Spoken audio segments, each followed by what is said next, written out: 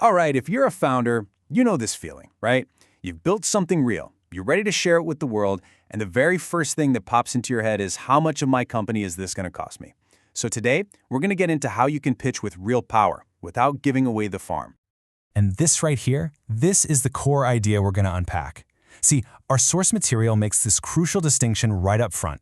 Just because you're sharing your idea, that doesn't automatically mean you have to give a piece of it away. It's a simple thought, but wow, is it a powerful mindset shift.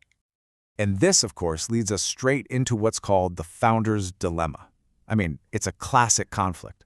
Pretty much every single entrepreneur bumps into this right at the beginning.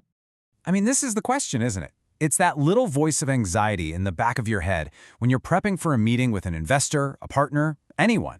And the thing is, it frames the entire conversation as a deal, a transaction, before you've even said hello. Yeah, for most of us, this is just the default setting. We think that to get our story heard, to get any kind of validation or support, you've got to pay for it with ownership. But what if that's wrong? What if there's another way? What if that trade-off isn't a trade-off you have to make at all?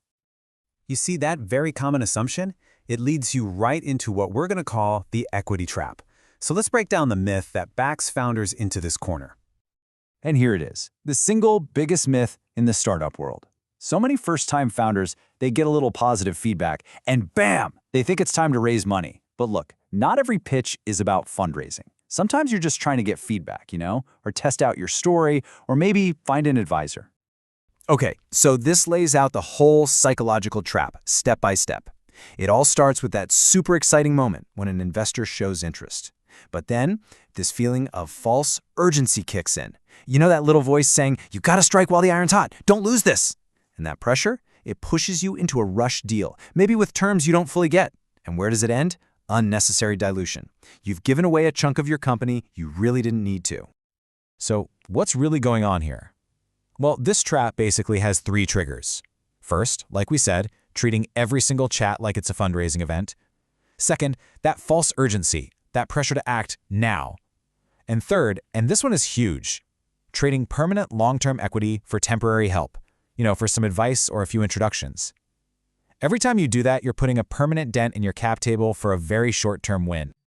Okay, so how do you get out of this trap? Well, that brings us to the solution. It's called pitching without a price, and it's all about completely reframing your approach to these early, super critical conversations.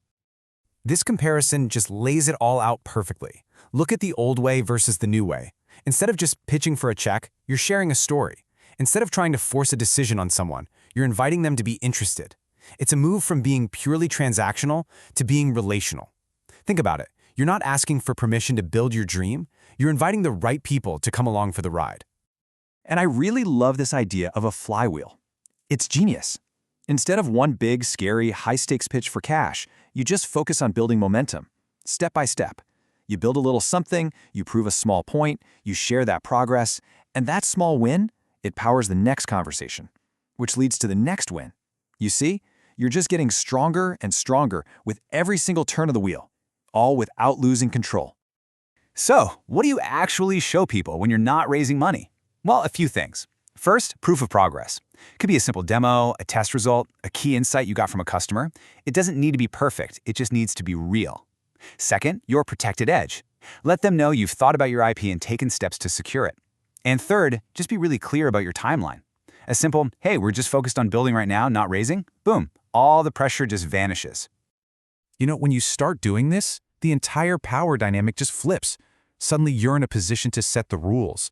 This is all about pitching on your terms. And if there's one thing to remember, it's this. Your equity should be your last currency, not your first. I know when you're just starting out, it feels like it's the only card you have to play, but that's a trap. Your equity is, without a doubt, the most expensive thing you will ever give away, because once it's gone, it is gone for good. The real art here is using every single other resource you have first. Okay, but what happens when you need real help? Like you need a lawyer, or some design work, or some heavy-duty engineering, but you just don't have the cash? Well, that's where something called in-kind support comes into play.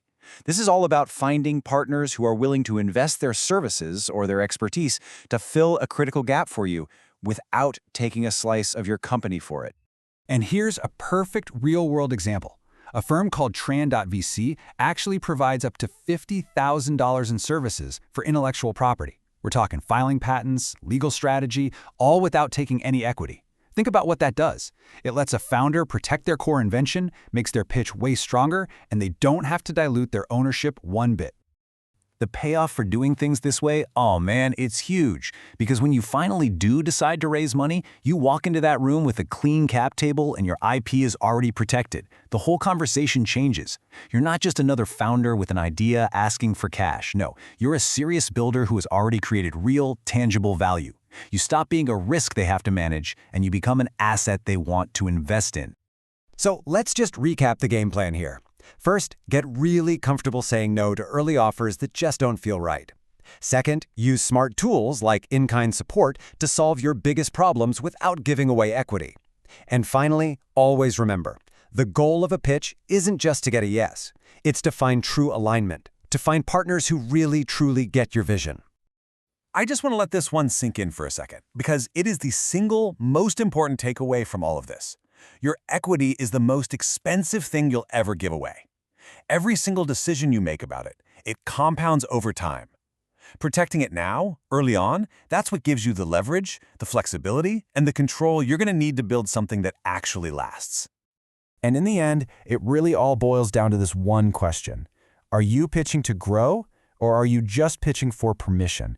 Because the strongest founders, they don't ask for permission. They pitch to grow, to learn, and to bring the right partners into their world, always on their own terms. So the real question you got to ask yourself is, which one are you?